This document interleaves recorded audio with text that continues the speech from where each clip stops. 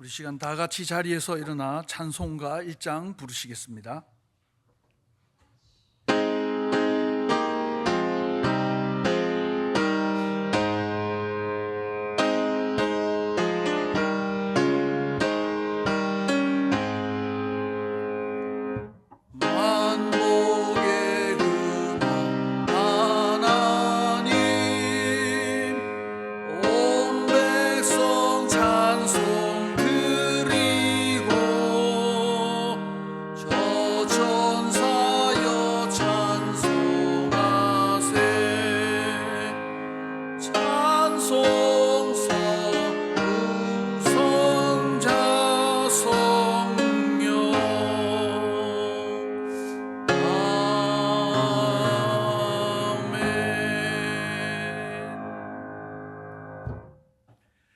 하나님 아버지, 행복의 만나를 날마다 우리에게 보내심을 감사합니다. 하나님께서 주시는 인생의 소중한 선물들을 만족하여 감사하며 즐기면서 선한 청지기가 되게 하여 주시기를 간구합니다. 환경과 소유가 아니라 주님과 함께 있음이 최고의 복임을 알고 누릴 줄 아는 하나님 백성 되게 하여 주옵소서. 오늘도 예배를 통해 다시 이 복음을 확인하고 그 위에 굳게 서는 복된 시간 되게 하여 주옵소서. 예수님의 이름으로 기도합니다. 아멘. 자리에 앉으시겠습니다. 우리 찬송가 325장 부르시겠습니다.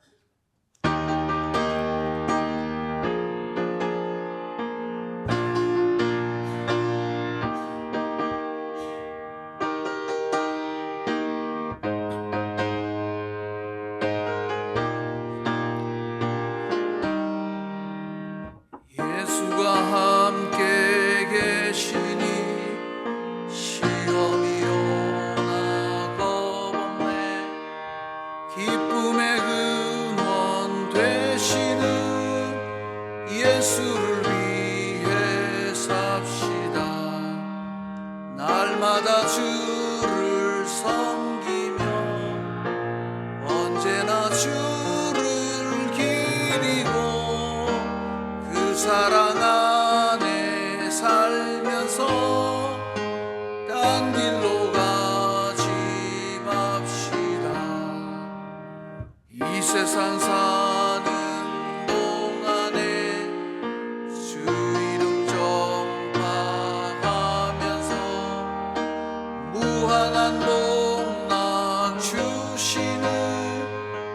예수를 위해 삽시다.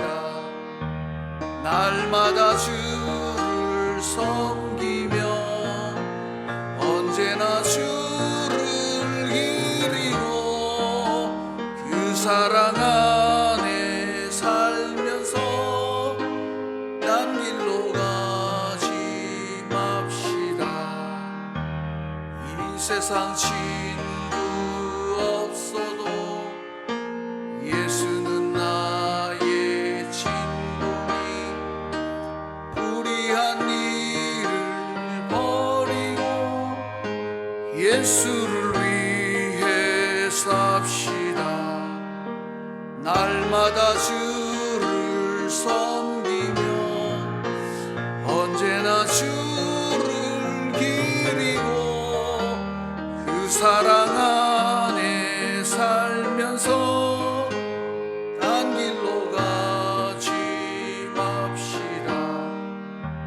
주께서 심판하실 때 잘했다 칭찬하리니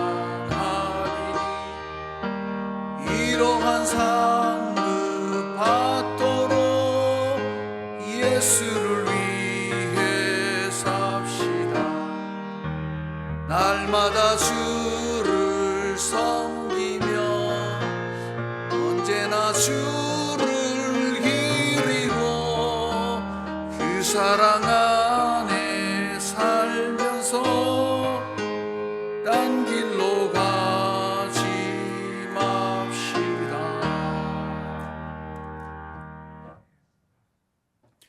오늘 하나님께서 우리에게 주시는 말씀은 신약성경 누가복음 9장 10절에서 17절 말씀과 요한복음 6장 5절에서 7절, 35절에서 40절까지의 말씀입니다.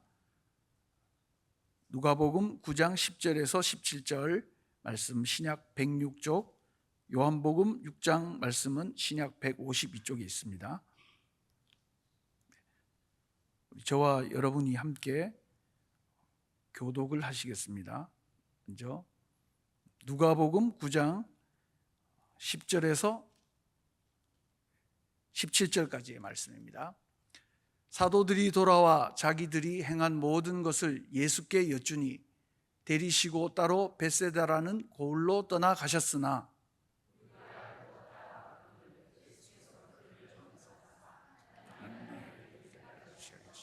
병 고칠 자들은 고치시더라. 날이 저물어 가매 12 사도가 나와 여짜오되 무리를 보내어 두루 마을과 촌으로 가서 유하며 먹을 것을 얻게 하소서. 우리가 있는 여기는 빈 들이니이다. 그래서 이르시되 너희가 먹을 것을 주라. 여짜오되 우리에게 떡 5개와 물고기 2마리밖에 없으니 이 모든 사람을 위하여 먹을 것을 사지 아니하고서는 할 수 없사옵나이다 하니, 이는 남자가 한 5,000명 되밀어라. 제자들에게 이르시되 때를 지어 한 50명씩 앉히라 하시니 제자들이 이렇게 하여 다 앉힌 후에 예수께서 떡 5개와 물고기 2마리를 가지사 하늘을 우러러 축사하시고 떼어 제자들에게 주어 무리에게 나누어 주게 하시니 먹고 다 배불렀더라. 그 남은 조각을 12바구니에 거두니라. 아멘. 요한복음 6장 5절에서 7절 말씀 교독하시겠습니다. 예수께서 눈을 들어 큰 무리가 자기에게로 오는 것을 보시고 빌립에게 이르시되 우리가 어디서 떡을 사서 이 사람들을 먹이겠느냐 하시니, 이렇게 말씀하시면 친히 어떻게 하시고 빌립을 시험하고자 하심이라. 같이 읽겠습니다. 빌립이 대답하되 각 사람으로 조금씩 받게 할지라도 200데나리온의 떡이 부족하리이다. 아멘. 우리 요한복음 6장 35절에서 40절 말씀 교독하시겠습니다. 예수께서 이르시되 나는 생명의 떡이니 내게 오는 자는 결코 줄이지 아니할 터이요 나를 믿는 자는 영원히 목마르지 아니하리라. 내게 이르기를 너희는 나를 보고도 믿지 아니하는도다 하셨습니다. 아버지께서 내게 주시는 자는 다 내게로 올 것이요 내게 오는 자는 내가 결코 내쫓지 아니하리라. 내가 하늘에서 내려온 것은 내 뜻을 행하게 하니 나를 보내신 이의 뜻을 행하려 함이라. 나를 보내신 이의 뜻은 내게 주신 자 중에 내가 하나도 잃어버리지 아니하고 마지막 날에 다시 살리는 이것이니라. 믿는 자마다 영생을 얻는 이것이니 마지막 날에 내가 이를 다시 살리리라 하시니라. 아멘. 오늘 우리에게 말씀을 주실 분은 우리 여러분 아시는 대로 우리 강용훈 우리 선교사님이십니다. 우리 인도네시아 발리에서 사역하고 계시고 우리 승리교회의 협력 선교사님이십니다. 오늘 한 아이의 마음 예수의 뜻 이런 말씀으로 말씀을 주실 텐데, 앞으로 나오실 때 우리 한번 오른손을 들어서 힘차게 할렐루야 하면서 우리가 힘차게 환영하도록 하겠습니다. 자, 할렐루야! 할렐루야.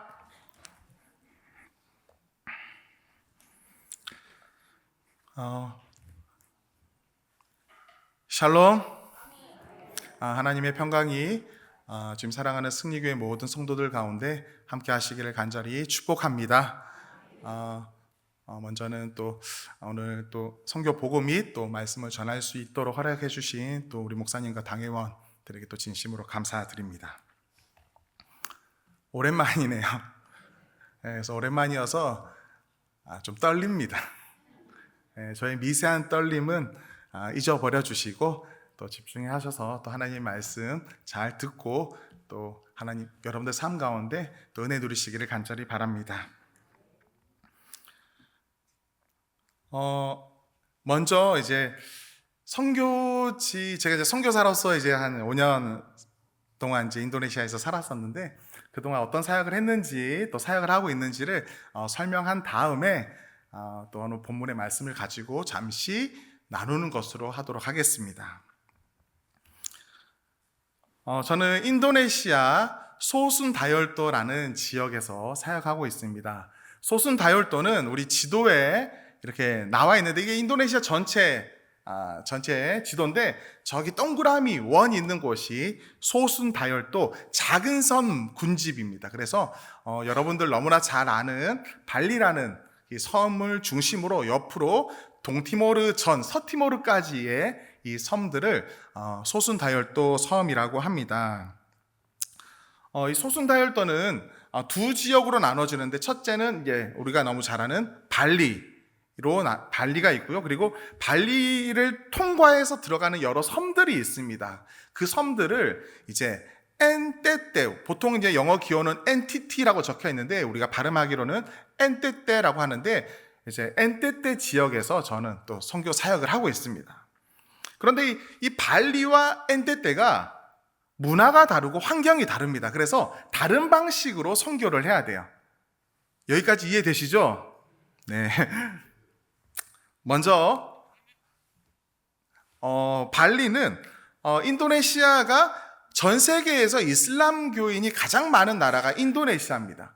근데 그 안에 이 발리는 힌두교가 약 88%를 차지하는 지역입니다. 그래서 힌두교 지역이니까 조금 더 쉽겠다라고 생각할 수도 있는데, 선교학자들이 이제 연구한 바에 의하면 인도네시아 전체 지역에서 가장 복음을 전하기 힘든 5개 지역 중에 하나가 이 발리로 이렇게 손꼽을 정도로, 발리 사람들은 자신들의 어떤 종교와 문화에 대한 자긍심이 너무나 강하고 이 공동체성이 아주 강합니다. 결속력이 너무 강합니다. 그래서 이 복음을 쉽게 전하기가 쉽지 않습니다.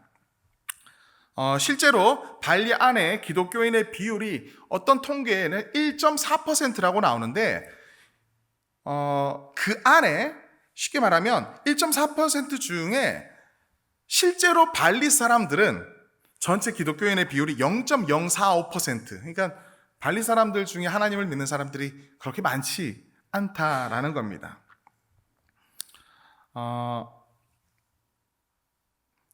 그리고 이제 제가 이제 발리에서 사역하니까 사람들이 발리가 이렇게 되게 작은 섬으로 알고 있는데, 인도네시아 전체에서는 발리는 되게 작은 섬이지만 제주도 3배입니다. 그렇게 작지 않습니다. 그래서 우리가 보통 여행하고 일주일 동안 여행하시고 오신 분들이 그게 발리 전체인 줄 아는데, 그거는 발리의 100분의 1 정도밖에 되지 않고, 발리는 생각보다는 작은 섬은 아닙니다. 강한 힌두 시스템 가운데 이렇게 자리 잡고 있는 섬이 바로 발리 섬입니다.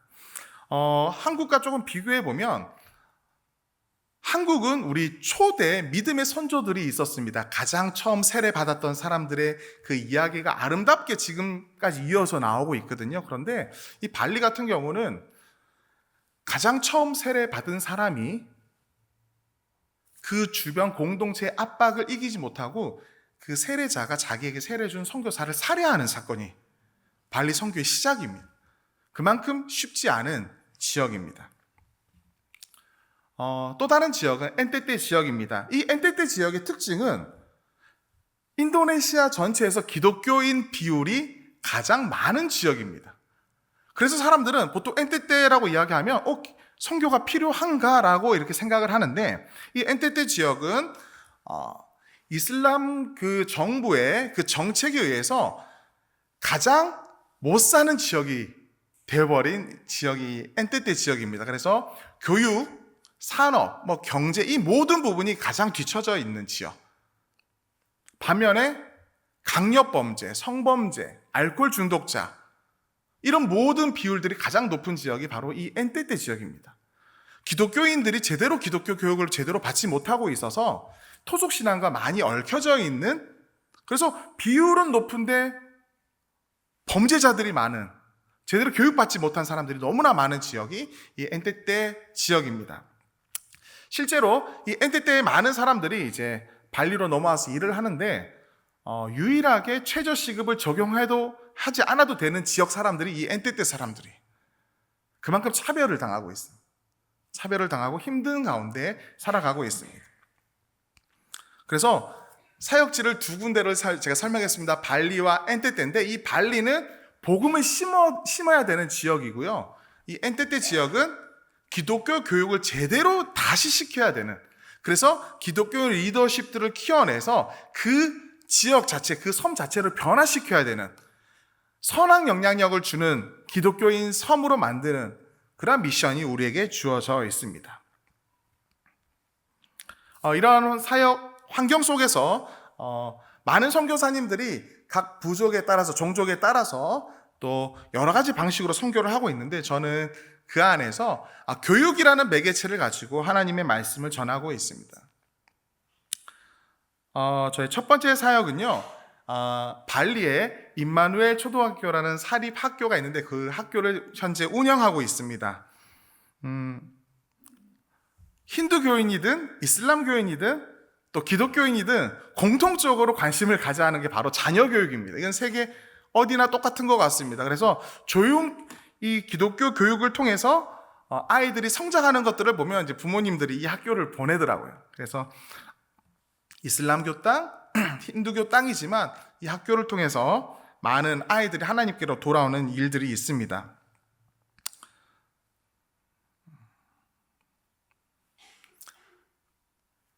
임마누엘 초등학교를 잠시 설명하면 학생들은 약 350명 정도 됩니다. 그리고 우리 교직원들이 약 30명, 약이 아니라 30명이고요. 근데 우리 아이들의 50%는 기독교인, 그리고 48% 정도가 힌두교인이고 2%가 이슬람교인 학생들이 지금 등록한 상태입니다. 그리고 이 안에서 매일 하나님의 말씀을 묵상하고, 또 저희가 체프를 드리고, 또한 성경 암송을 하고, 그리고 학기마다 성경 캠프가 있고, 또 6학년들 같은 경우는 집중 신앙 수련회라는 걸 합니다. 그런 식으로 저희가 신앙 교육을 하면서도 일반 교육도 절대 놓치지 않으려고 상당히 부단히 노력하고 있습니다.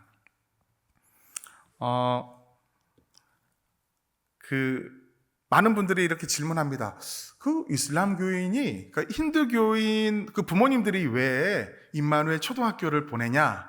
저도 그게 궁금해서 이제 부모님들한테 직접 물어본 적이 있는데, 초등학교에서 기독교 교육을 해봤자 얼마나 변하겠습니까? 라는 생각을 가지고 입학시켰대요.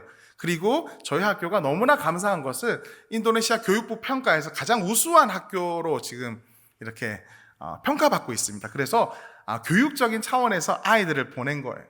근데 그 안에서 신앙교육이 얼마나 될까? 이렇게 생각했던 거죠. 그런데 그 부모님들의 예상과 다르게 너무나 놀라운 변화들이 있습니다. 저희가 졸업식 때 학생들이 등단을 할 때 학생 이름을 부르고 생년월일을 부르고, 그리고 종교를 말하고, 그 다음에 꿈을 말합니다. 그러면 학생이 딱 올라와서 저희 졸업장을 받고 또 이제 목걸이도 이제 메고 하는데, 이름 마대, 생년월일 몇월 며칠, 종교, 힌두교, 꿈, 교회 목사. 그러면 졸업식장이 난리가 나는 거예요. 박수 치고. 분명히 힌두교인데 교회 목사인 거예요, 꿈이.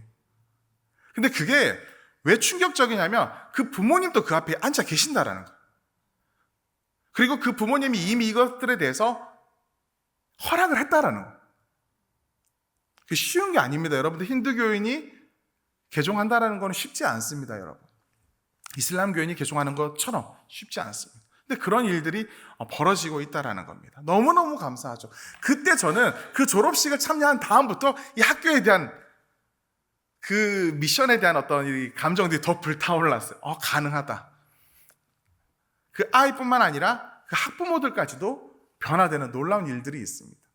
실제로 제가 부모님들한테 물어봤어요. 아이가 이렇게 변화되는 거 괜찮습니까?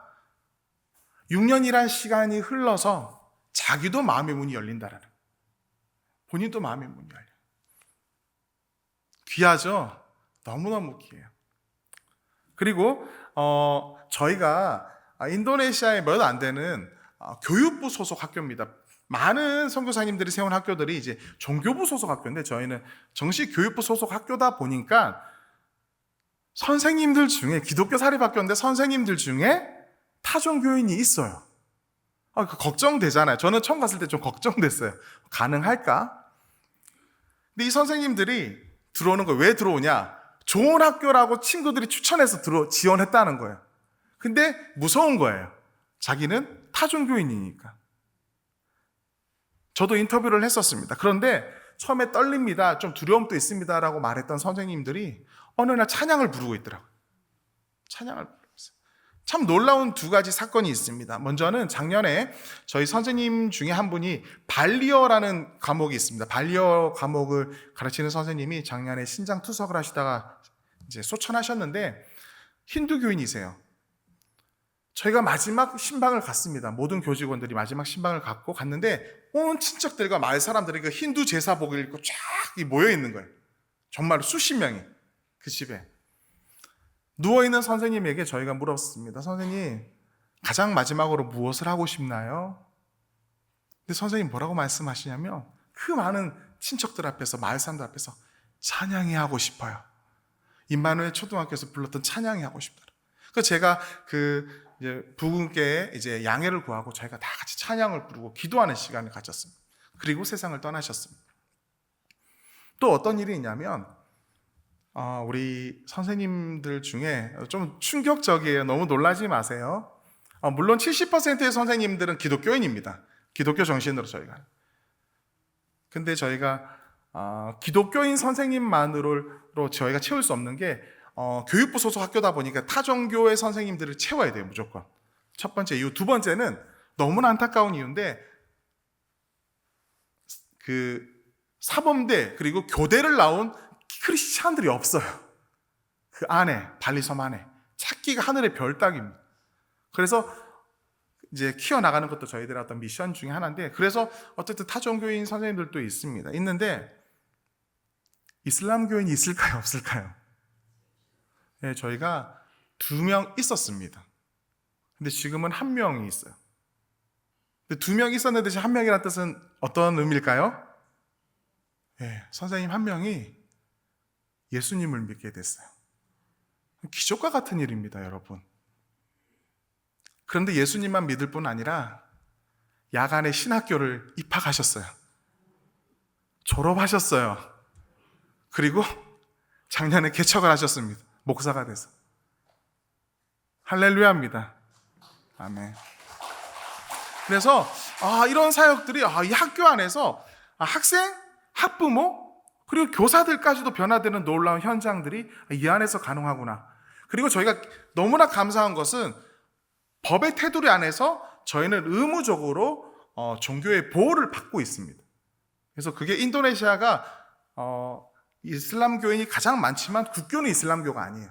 그래서 6개 종교를 인정을 합니다. 그래서 사립학교를 세운다고 한다면 그래서 충분히 이런 것들을 할 수 있다는 게 참 감사합니다. 저희 신앙교육하고 저희가 예배드리는 모습입니다. 우리 방문하셨던 분들은 함께 이렇게 예배도 하셨었습니다. 이렇게 예배도 하고 고난주간 예배 때, 또 부활주일 예배 때 저희 예배 모습이고요. 그리고 우리 성탄 예배 때는 그 부모님들과 마을 사람들 포함해서 약 900명에서 1000명이 옵니다. 1000명이 오는데 우리가 예수님의 어떤 메시지를 전하고요. 너무나 감사한 것은 우리 학교의 전통인데, 제가 이거 선생님들 너무 힘드니까 바꾸자 해도 안 바꾸는 게 뭐냐면, 그 모든 900명 그리고 1000명의 사람들을 위해서 선생님들이 아침부터 도시락을 쌉니다. 그래서 저녁에 성탄 축제가 끝나면 다 같이 식탁 교제를 합니다. 학교 그 운동장 전체에서.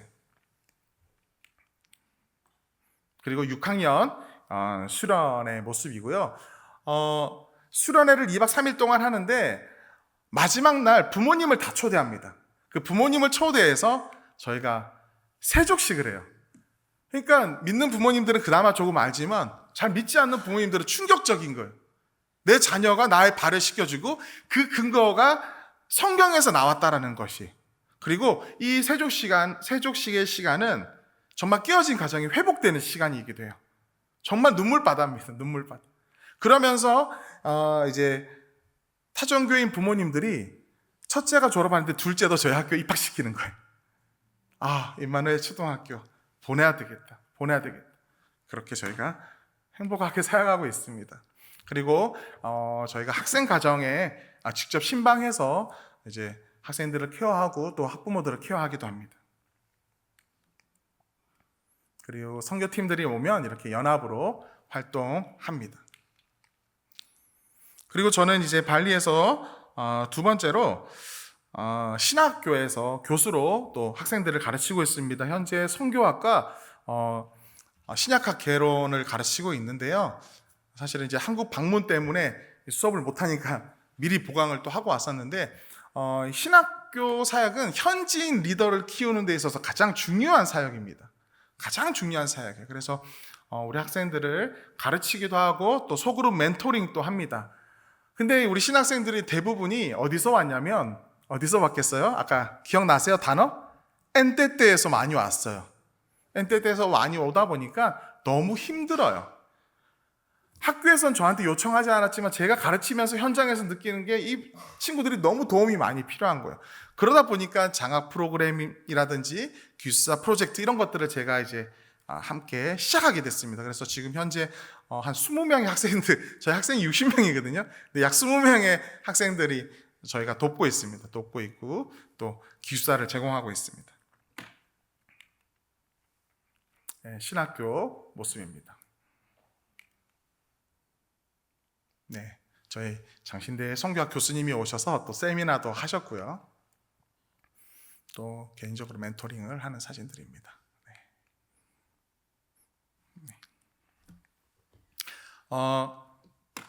제가 우리 신학생 2명의 신학생의 이야기를 하나 해드릴게요. 우리 신학생 중에는 주부가 한 명 있는데 이 학생은 학교를 저희가 신학교는 전부 다 야간입니다. 그래서 야간에 학생들은 대부분이 일을 하거나 아니면 주부거나 오토바이로 3시간을 와야지 저희 학교에 도착을 해요. 산을 넘어서. 그리고 수업 마치고 3시간을 또 와요. 하루에 오토바이로 6시간을.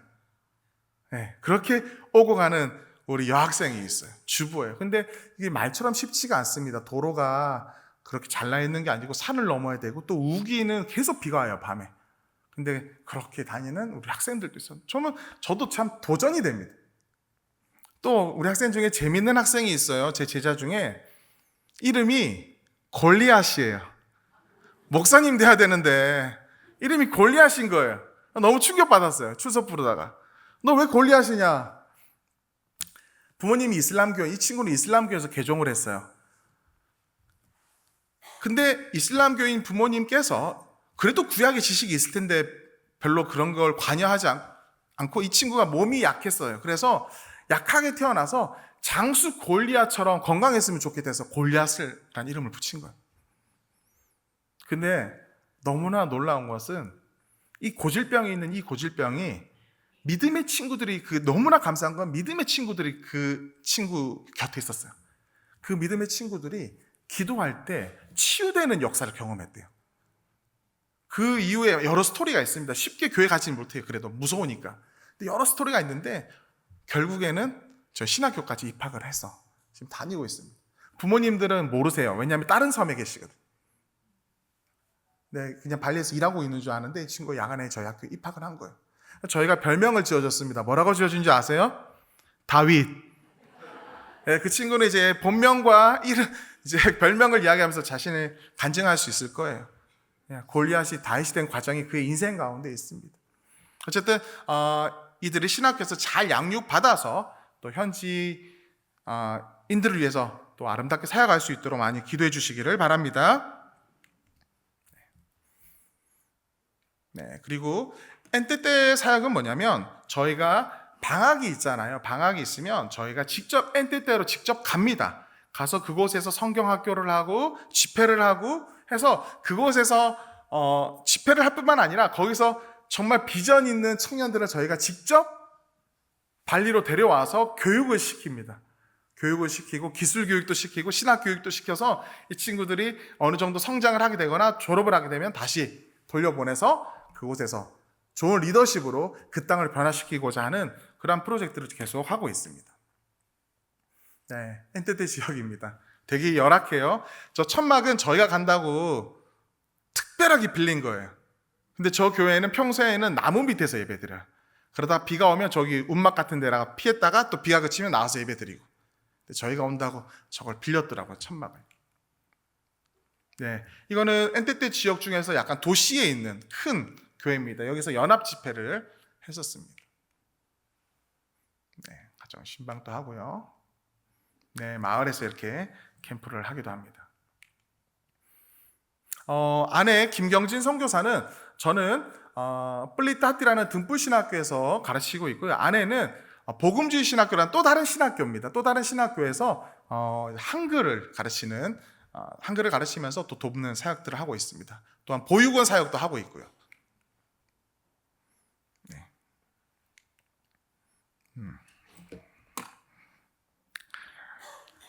대략 이렇게 저는 사역하고 있습니다. 되게 지금 떨리면서 간추리면서 지금 저는 이렇게 설명했는데 어느 정도 이해하시겠죠?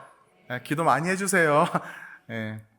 여러분, 근데 선교사로서 살다 보니까 선교는 절대 선교사의 힘만으로 되어지는 것이 아니라는 것을 많이 느낍니다. 전적으로 하나님께서 일하셔야 가능하고 교회와 성도들의 협력과 이 기도를 통해서 이루어진다는 것을 늘 체감합니다. 오늘 우리가 읽은 이 오병이어 기적 사건에도 이러한 진리가 담겨져 있습니다. 디베라 갈릴리 바다 건너편으로 예수님께서 가셨습니다. 그날 또 예수님께서는 하나님의 말씀, 하나님 나라에 대한 이야기를 하셨고요. 많은 사람들을 고쳐주었습니다. 근데 해가 저무는 거예요. 제자들이 예수님께 말합니다. 예수님, 너무나 많은 사람들이 여기 모여 있습니다. 남자 성인만 5,000명이에요. 그러니까 뭐 10,000명, 20,000명일 수도 있어요. 너무나 많은 사람들이 있는데 지금 허기지니까 이 사람들 이제 마을로 돌려보내서 먹기도 하고 또 유숙할 수 있도록 했으면 좋겠다라는 거예요. 근데 그때 예수님께서 뭐라고 말씀하시냐면 너희가 먹을 것을 주라. 여러분들 생각해 보세요. 제자 12명이 어떻게 5,000명, 10,000명의 사람들을 먹이겠습니까? 있는 게 없는데요. 그때 빌립은 이렇게 말합니다. 200데나리온의 떡이 있더라도 부족합니다. 1데나리온이 그 당시 노동자들의 하루 품삯이라고 합니다. 그러면 200데나리온이면 적은 금액은 아니에요. 그럼에도 불구하고 부족하다라는 거예요. 그만큼 사람들이 많이 모였다라는 겁니다. 그런데 예수님께서 정말로 진지하게 말씀하신 거라면 상당히 당황스럽고 부담스러운 상황입니다. 너희가 먹을 것을 주라. 그렇게 생각할 수 있잖아요. 오늘 충분히 하나님의 말씀을 들었고 오늘 충분히 치유의 사역을 하셨고 가서 먹는 건 알아서 해도 될 것 같다고 생각할 수 있잖아요. 그런데 왜 하필 예수님은 너희가 먹을 것을 주라 이렇게 말씀하시냐라고 제자들은 생각할 수 있습니다. 제가 인도네시아에서 선교사로 살면서 가장 많이 했던 고민이 이거예요. 내가 이것까지 해야 돼? 내가 이런 것까지 도와야 돼? 주님, 제가 이것까지 해야 됩니까? 저희는 팬데믹으로 참 어려운 시간을 보냈어요. 가자마자. 정말 어려운 시간을 보냈습니다. 근데 팬데믹 중에 저희 학교가 완전히 그 침수된 일이 있었습니다. 정말로 힘들었어요. 그래서 그 모든 시간들을 겨우겨우 잘 극복해서 이제 정상화가 됐는데 교육이라는 것은 멈춰서면 안 되잖아요. 늘 앞서 나가야 되는 거거든요. 늘 앞서 나가야 되니까 해야 될 게 너무 많은 거예요. 그리고 신학교 사역을 하고 또 보육원 사역 하다 보면 너무나 필요들이 보이는 거예요. 제가 오지랖이죠. 신학생들 사는 곳 한번 가보자. 내가 신방하고 싶다. 괜히 갔다가 어떻게 이런 데서 사니 이런 마음이 드는 거예요.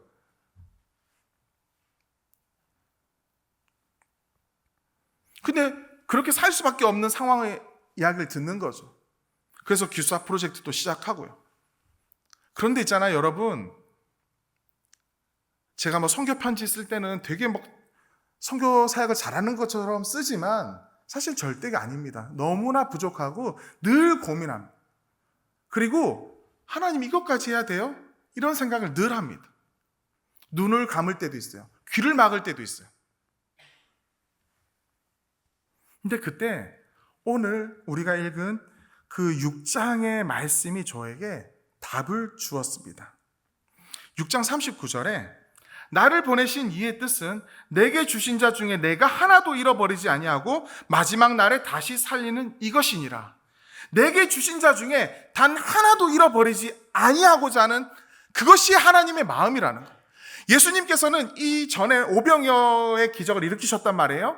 예수님께서는 그 오병이어 그 현장도 사실은 그들을 무리로 보지 않으셨어요. 그 한 사람 한 사람, 예수님께는 5,000명이든 10,000명이든 10명이든 1명이든 그 숫자가 중요한 게 아니라 그 한 사람 한 사람이 너무 소중했다라는 거예요. 그 한 사람을 잃어버리지 않으려는 하나님의 마음, 그게 오병이어의 시작이었던 거예요. 그때 제가 느낀 건, 지금 내 앞에 놓여진 이 학생, 지금 내 앞에 놓여진 이 가정, 이들의 아픔과 이들의 고뇌와 이들의 눈물을 내가 간과해서는 안 되는구나.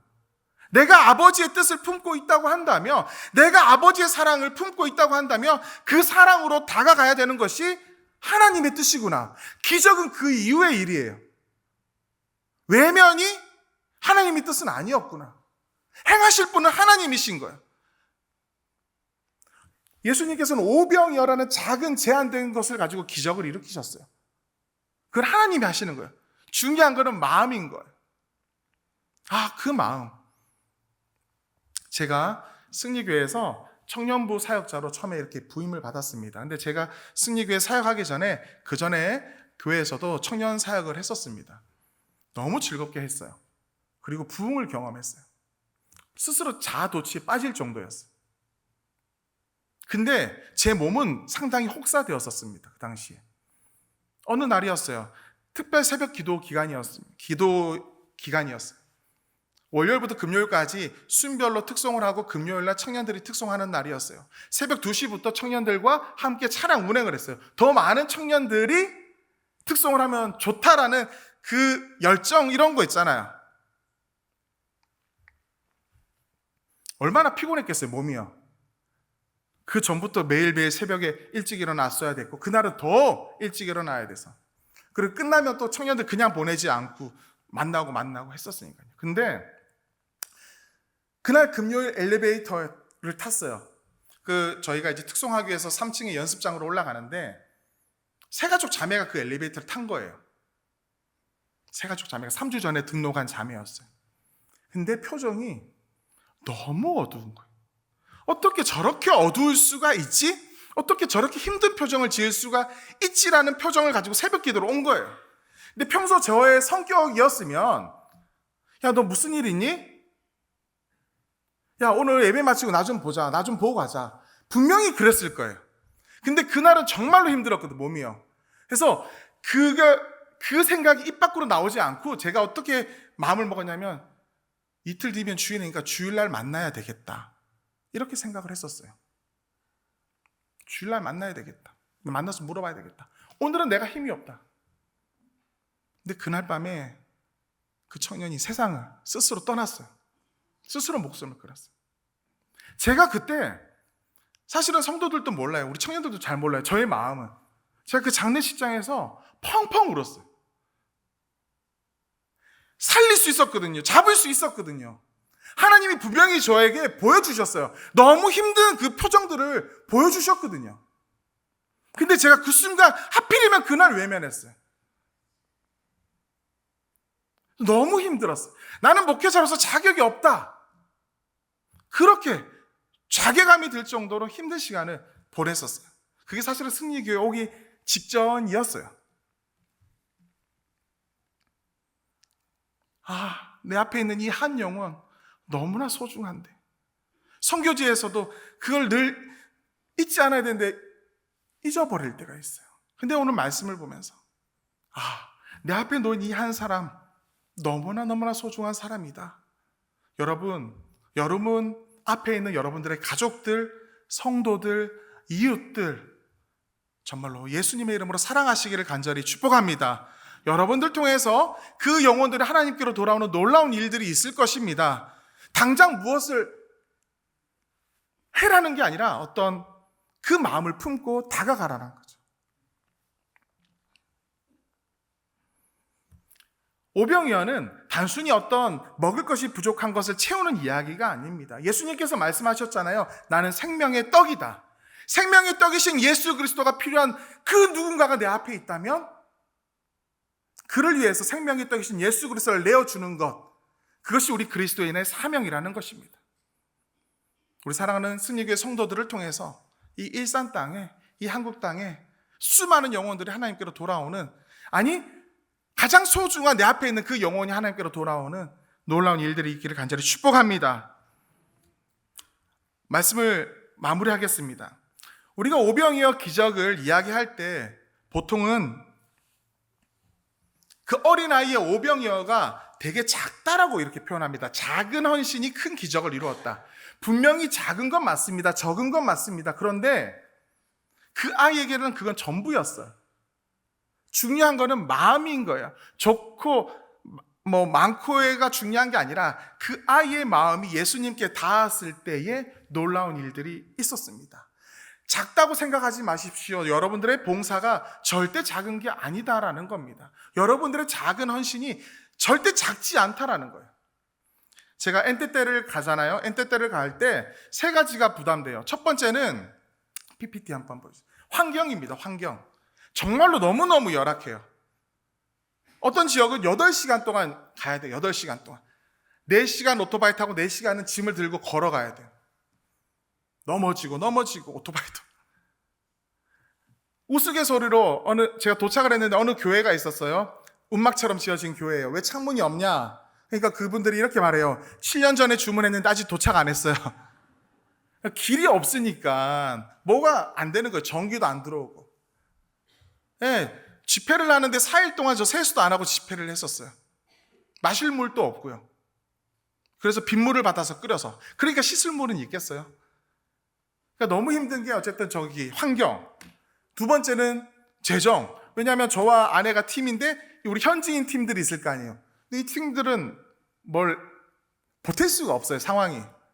그러니까 그 모든 것들을 저희가 어쨌든 준비해야 되고, 성경학교를 한 차례 하는 게 아니라 여러 교회에서 해요. 성경학교 집회. 그러면 성경학교 그냥 하는 게 아니에요. 아이들 선물, 간식 이런 걸 다 챙겨야 돼요. 두 번째는 재정에 대한 부담이 있어요. 그리고 세 번째는 어떤 부담이냐면 프로그램입니다. 집회는 별로 부담이 안 돼요. 집회는 말씀을 전하는 거잖아요. 부담이 안 되는데 올해는 어떤 일이 있었냐면 어린이 프로그램이 너무 많은 거예요. 그러니까 어린이 사역을 요청하는 곳이 너무 많은 거예요. 그런데 제가 사실은 교회학교 사역을 한 번도 안 해봤거든요. 어린이 사역을요. 그러니까 사랑해요 어린이 여러분 이런 거 잘 못해요. 이런 거 잘 못하거든요. 그래서 너무너무 이게 부담되고 고민되는 거예요. 근데 이제 이번에 저희 아내가 제안을 해서 우리 복음 팔찌 만들기라는 걸 해보자. 근데 그게 뭐야? 요즘 한국에서 많이 하는 거래. 그래서 유튜브를 보니까 실에다가 이제 구슬을 꿰면서 복음을 전할 수 있는 거예요. 실에다가 하얀 구슬은 하나님 나라. 그런데 하나님 나라가 죄가 얼룩져서 어떻게 됐어요? 어두워졌으니까 까만 구슬. 그런데 예수님이 오셨어요. 그럼 예수님 십자가 또는 하얀 구슬. 막 이런 식으로 해서 끼워서 복음을 전하는 거예요. 근데 저는 오전에 어린이 사역하고 오후에 집회가 있으니까 저의 모든 포커스는 저녁에 맞춰져 있었고, 어린이 사역은 그냥 단지 요 시간 아이들이 좀 즐겁게 보낼 수 있을 정도 작은 프로그램이라고 생각했어요. 작은 프로그램. 그래서 했는데 여러 군데서 했는데 지금 이 사진에 나온 곳은 어떤 곳이냐면 엔테 때 폭력으로 이 기관에 들어온 아이들의 성폭력 대부분이 초등학생인데 성폭력. 근데 여기에는 고등학생이 있는데 딸이 있는 아이도 같이 들어와 있어요. 그런 곳이에요. 성폭력이나 그냥 가정폭력 등으로 들어온 아이들인데 여기서 저희가 프로그램을 했는데 그 중에 하나가 복음 팔찌 만들기를 한 거예요. 어쨌든 그렇게 하고 저희가 엔테테 사역을 마치고 돌아왔는데 3주 뒤에 연락이 왔습니다. 아이들이 복음 팔찌를 가지고 밖에 나가서 전도한다라는 거. 저는 순간 너무 놀랐어요. 그냥 그 순간에 어쩌면 저는 저녁에 포커스가 맞춰져 있었지, 집회에 포커스가 맞춰져 있었지, 그 어린이 사역은 저는 사실은 그렇게 집중하지 못했고 그 시간을 채우기 위한 프로그램 정도로만 생각했거든. 이게 또 얼마나 복음 전도에 영향을 줄까? 이런 생각을 했는데 아이들이 저걸로 복음을 전하고 있다는 거예요. 더 놀라운 것은 아이들이 저는 10분짜리로 했는데 아이들은 저걸로 1시간을 이야기한대. 그러니까 이야기를 집어넣는 거예요. 자신들의 스토리를. 와, 좀 놀랐어요. 아, 이게 오병이어구나. 제한된 것이지만 제한되지 않았다라는 거예요.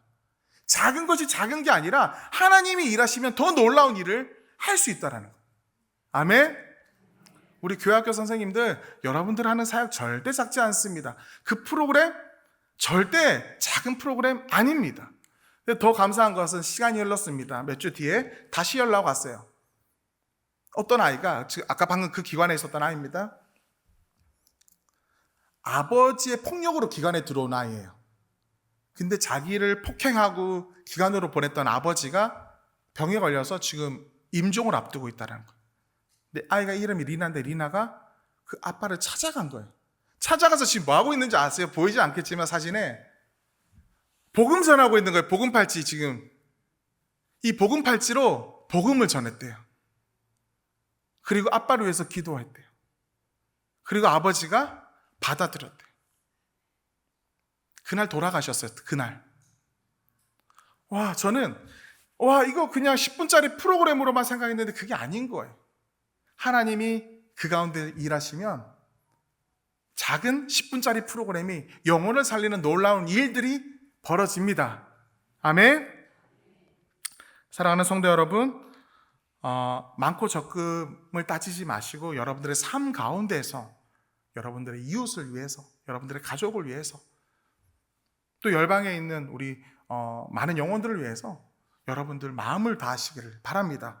그 가운데 여러분들의 가정이 회복되고 또 이웃들이 회복되고 마을이 회복되는 놀라운 일들이 있을 줄 믿습니다. 축복합니다. 아멘.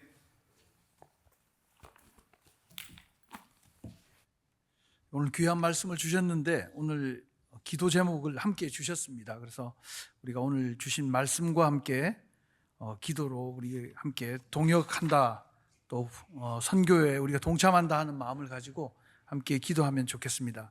제가 주신 기도 제목을 한번 읽어드리겠습니다. 세 가지인데, 첫 번째로는 임마누엘 초등학교 어린 영혼들의 순수한 마음에 예수 그리스도의 사랑과 복음이 자리 잡게 하시고 그 어린 영혼들을 통해서 그 가정이 변하는 놀라운 기적이 있게 하소서. 두 번째로는 우리 선교사님 사역하시는 등불 신학교 신학생들이 어려운 환경과 차별적인 대우 속에서 자존감이 떨어지지 않게 하시고 하나님의 자녀라는 자긍심을 가지고 담대하게 인도네시아 곳곳에서 다윗처럼 담대하게 복음을 전하는 사명자로 훈련되게 하소서. 우리 임마누엘과 등불 신학교, 마지막으로 우리 선교사님 내외를 위해서 기도할 텐데, 강용훈 김경진 선교사의 선교 사역 가운데 오늘 본문에 나오는 한 아이와 같은 동역자들이 늘 함께하게 하시고 아름다운 협력과 섬김이 인도네시아 영혼을 변화시키는 귀한 통로가 되게 하옵소서. 이렇게 세 가지 기도 제목을 주셨습니다. 우리 학교와 신학교와 초등학교 그리고 선교사님 가정을 위해서 이 시간 함께 기도하시겠습니다. 하나님 아버지 감사합니다. 오늘 우리에게 주신 귀한 말씀과 같이 하나님 날마다 우리의 삶의 자리에서 예수 그리스도 높이며 하나님 그 이름 전하는 우리 귀한 삶을 살기 원합니다. 특별히 오늘 귀한 선교사님 보내주셨는데 하나님 임마누엘 초등학교를 복을 주시고 그 학교에 오늘 주신 귀한 관심과 같이 많은 영혼들이 예수 그리스도를 믿고 그 삶에 그 가정에 하나님이여 그 인생에 날마다 예수 그리스도의 자녀로 하나님 거듭나게 하시고 하나님 그 은혜와 그 사랑이 그들을 통하여서 이웃과 민족에 흘러갈 수 있도록 주님께서 은혜를 다하여 주시기 원합니다. 하나님 아버지 특별히 우리 등불신학교 복을 주시고 하나님 주님께서 하시는 사역을 통해서 민족의 일꾼들이 세워지도록 주님께서 은혜를 더해 주시기 원합니다. 하나님 아버지 우리 귀한 선교사님 가정 하나님께서 축복해 주시고 이 귀한 가정을 통하여 주신 이 귀한 일들이 아름답게 열매 맺게 하시고 하나님 그 교회와 하나님 그 사역 가운데 하나님 날마다 인도네시아 영혼들을 변화시키는 하나님 귀한 통로들이 될 수 있도록 우리 하나님께서 은혜를 더하여 주시옵소서. 가정에 기름 부어 주시고 날마다 하나님의 귀한 은혜가 넘쳐나는 귀한 가정이 되게 하시고 삶의 간증이 있게 하시고 하나님 살아계심을 날마다 드러내는 귀한 가정이 되도록 우리 주님 은혜를 베풀어 주시기 원합니다. 우리 하나님께서 은혜를 더하여 주시고 함께해 주실 것을 믿고 감사드리며 우리 주님의 높고 크신 은혜가 날마다 선교사님 가정을 통하여 발리와 하나님 인도네시아 가정 가운데 넘쳐 흐르도록 은혜를 더하여 주시옵소서. 주께서 하실 것을 믿습니다. 주님께서 행하실 것을 믿습니다. 작은 우리를 사용하시고 하나님께서 위대하게 주님의 일들을 해나가실 것을 믿고 감사드리며 우리 주님의 귀한 이름 높여드립니다. 주님 사용하여 주시고 높임 받아 주시옵소서.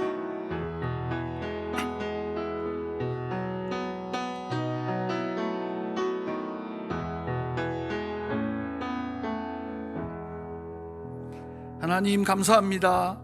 하나님께서 우리 강용훈 선교사님 내외를 통하여서 그 가정을 통하여서 발리를 하나님께서 사랑하시고 그 땅에 많은 영혼들을 예수 그리스도의 사람으로 하나님의 친백성으로 삼기를 원하시는 줄 우리가 믿고 또 오늘 주신 말씀을 통하여 다시 기도의 불을 붙이기 원합니다. 하나님께서 세우신 우리 선교사님 또 사역지 임마누엘 초등학교와 등불 신학교 그곳에서 가르침을 받고 배우는 모든 자들이 꿈을 꾸게 하시고 예수의 생명을 가지게 하시고 하나님 그들의 가정과 이웃이 그들을 통하여서 또 그 민족까지도 하나님의 나라로 날마다 변화되는 하나님의 기적이 일어나게 하여 주시옵소서.